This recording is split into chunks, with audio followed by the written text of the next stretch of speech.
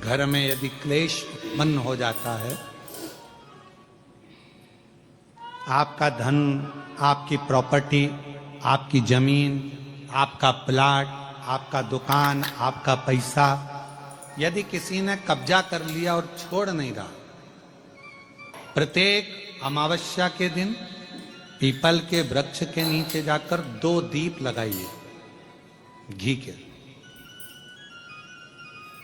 दोनों दीप के सामने एक हल्दी का चावल, एक कुंकू का चावल का दाना रख दीजिए और स्वधा स्वधा स्वधा स्वधा 3 बार कह दो और स्मरण करो, हे हमारे कुलदेव, पितृदेव, शिवदेव, महादेव, कृपा कर कर मेरा जो जमीन है, मेरा जो धन है, मेरी जो प्रॉपर्टी है, मेरा पैसा लोगों ने हथिया लिया, देते नहीं।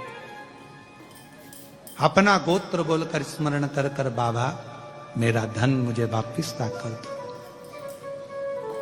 एक अमावस्या पर करो, फिर अगली अमावस्या करो, ऐसे 2-4 अमावस्या करोगे।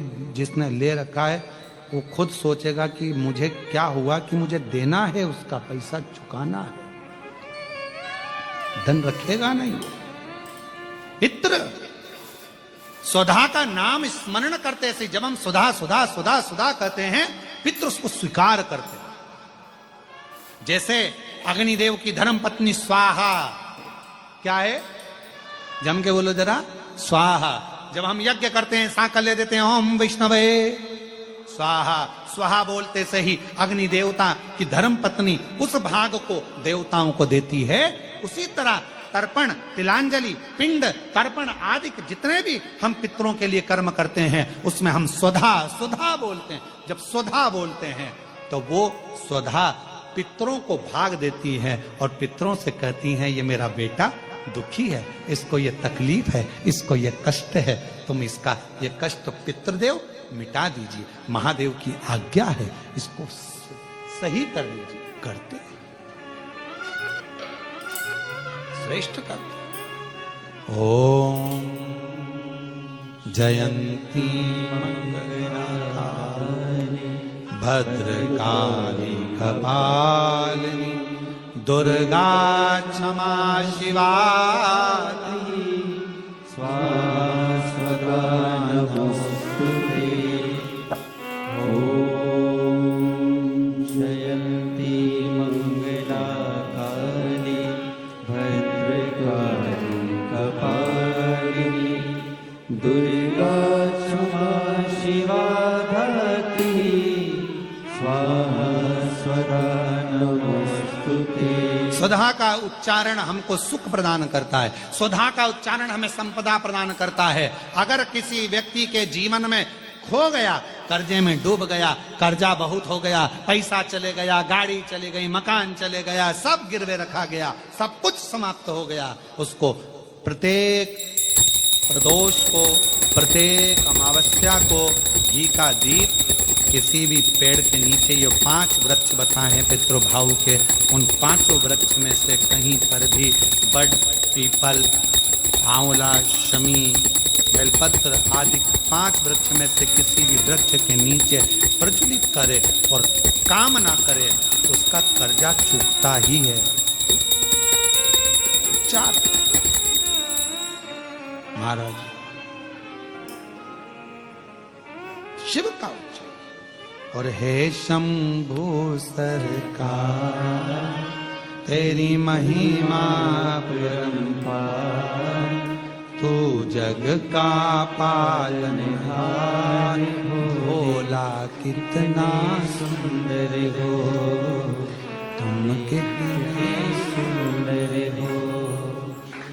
हे शंभु सरकार तेरी महिमा परंपार, तू जग का पालनहार, भोले कितने सुंदर हो, तुम कितने सुंदर हो। तेरा रूप अजब निराला, कहलाए डमरू वाला। तेरा रूप अजब निराला, बोलो बोलो, कहलाए डमरू वाला।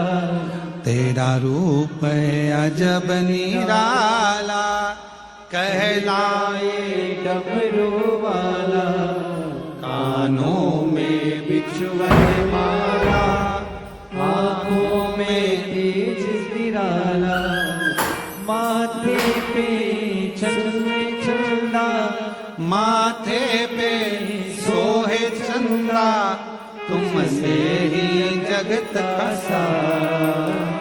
हे शंभु सरकार। खड़े नहीं होना, बैठे रहो। एक लाइन गाएंगे बस। पालनहार भोले कितने सुंदर हो, कितने सुंदर हो। हे शंभु सरकार, तेरी महिमा अपरंपार। तू है पालनहार भोले कितने सुंदर हो, कितने सुंदर हो। तेरा रूप है अजब निराला, कहलाए डमरू वाला। तेरा रूप है अजब निराला, कहलाए डमरू वाला, कानों में बिछुअन माला, आँखों में तेज उजाला। कानों में बिछुअन माला, आँखों में तेज उजाला, माथे पे सोहे चंदा, माथे पे सोहे चंदा, तुझसे ही जगत का सार। हे शंभु सरकार, तेरी महिमा अपरंपार। तू है जग का आधार भोले कितने सुंदर हो, कितने सुंदर हो। हे शंभु सरकार, तेरी महिमा अपरंपार। तू है जग पालनहार भोले कितने सुंदर हो, कितने सुंदर हो।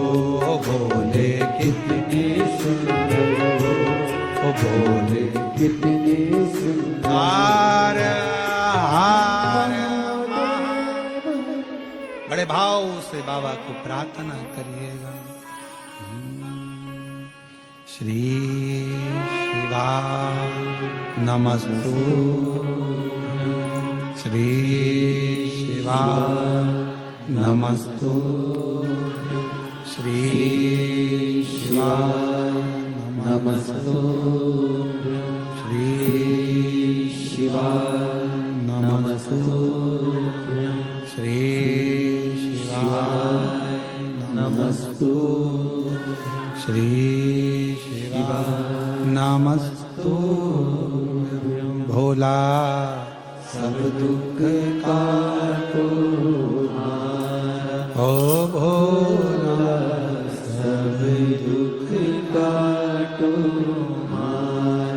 शिव शंकर जपूं तेरी माला, भोले बाबा जपूं तेरी माला, भोला सब दुख काटो ओ भोला, सब दुख काटो वेश है मंगल मंगलकारी, वेश है मंगल मंगलकारी। शमशान वासी हमारा, शमशान वासी हमारा, ओ भोला, सब दुख काटो ओ भोला, सब दुख काटो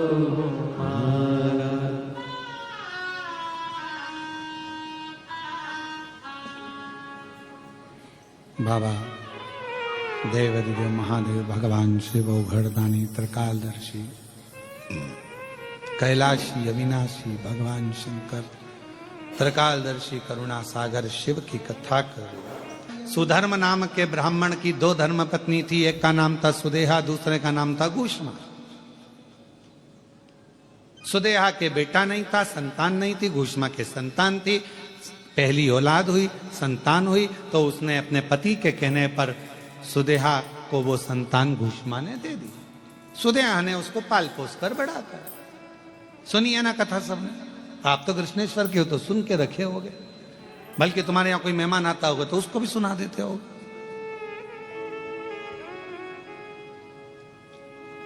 और सुनाना चाहिए, ऐसा नहीं है।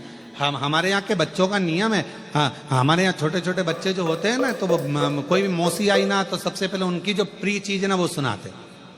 बच्चों की आदत है, हाँ, मौसी ये देखो मौसी, जो प्रिय चीज है। तो अपने यहाँ की सबसे प्रिय चीज क्या है? पूरे बेरुल की सबसे प्रिय चीज मेरे कृष्णेश्वर महादेव। जैसे ही कोई आए सबसे पहले उनके बारे में बताया जाए कि हमारे यहाँ ये है।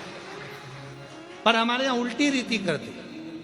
बेरुल के कृष्णेश्वर महादेव का तो नाम तुम लोग कम लेते हो और गुफा का नाम ज्यादा लेते हो।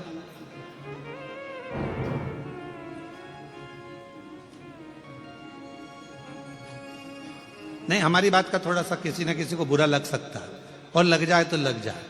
एक गिलास गर्म पानी और ठंडा पानी दोनों मिला के पी जाओ, कोई दिक्कत वाला बात। आज दुनिया के लोगों ने, हम कहना नहीं चाहेंगे परंतु लोग समझ जाएंगे हमारी भाषा, आज दुनिया के लोगों ने गुफा को तो प्रसिद्ध कर दिया, पर बेरुल के जो 12वां ज्योतिर्लिंग है, जिस ज्योतिर्लिंग पर पूरे 12 ज्योतिर्लिंग का केंद्र माना जाता है, उसको लोगों ने नीचे दबाने का प्रयास किया।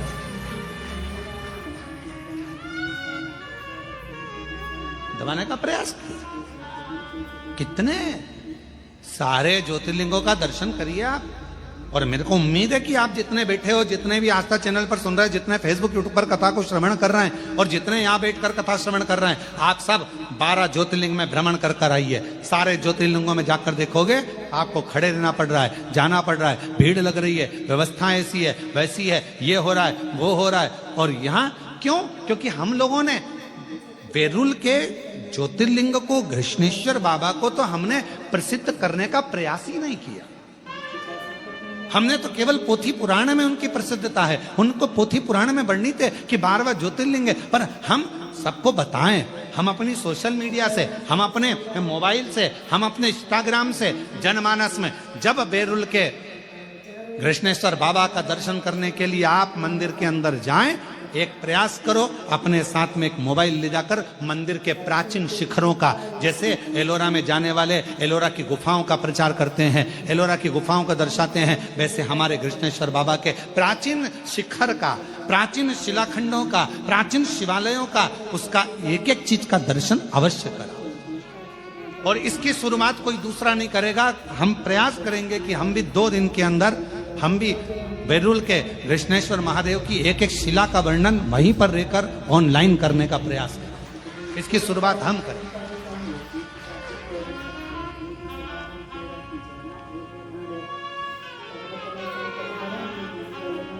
हमारी कैमरा टीम आस्था वालों की भी और हमारे साथ की कैमरा टीम को हम लेकर जाएंगे और वहां खड़े होकर बताएंगे ये शिखर है, इतने साल पुराना, इसका ये अस्तित्व है। ये सुधर्म नाम के ब्राह्मण के सुंदर एक सुदेहा और घूष्मा के चरित्र से ये कृष्णेश्वर महादेव की ये पवित्र धरा एक आनंदित हुई है। ये वो धरा है जहां पर संत, साधु, सन्यासी, तपस्वी, साधक, उपासक तप कर कर कर चले जाते हैं। और जब वो तप कर कर जैसे ही उनकी कुटिया में पहुंचते हैं, वहीं पर मेरे 12 ज्योतिर्लिंग कृष्णेश्वर महादेव के साथ खड़े मिलते हैं। स्वयं शिव के 12 प्रतिबिंब स्वरूप मिल जाते हैं। ये वो कृष्णेश्वर की बात।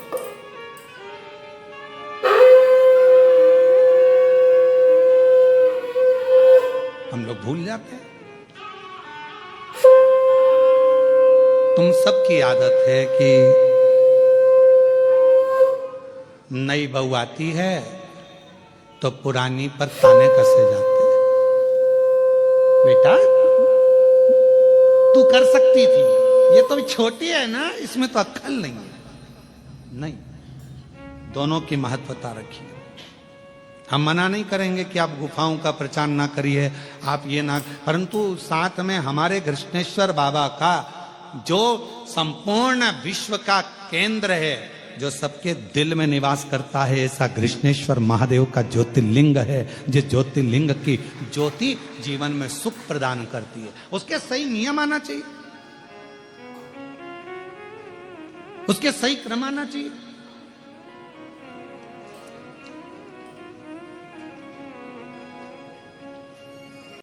क्यों लिखा स्कंद पुराण में कि 12 ज्योतिर्लिंग में से एक ज्योतिर्लिंग कृष्णेश्वर बैरुल। जिस कृष्णेश्वर मंदिर के प्रांगण में भगवान शंकर के शिवलिंग के मंदिर प्रांगण के अंदर यदि उत्तर की ओर मुख कर कर हाथ में एक बेलपत्र को रखकर उत्तर मुखी बैठकर कृष्णेश्वर बाबा का 7 बार नाम का उच्चारण करने पर कृष्णेश्वराय नमः, कृष्णेश्वराय नमः बोलने पर कामना कर कर एक बेलपत्र यदि नंदी को दे दी जाती है तो बाबा कृष्णेश्वर उसकी झोली कभी खाली नहीं रखते। ये स्कंद पुराण का हम क्यों छोड़।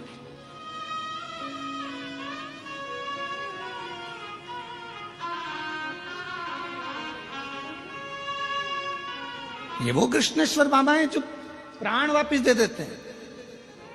सुदेहा ने करा क्या था, बेटे को बड़ा करा, बहू आ गई और बहू को मालूम पड़ा कि मेरी असली सास तो भूष्मा है। नहीं पूछा सुदेहा को।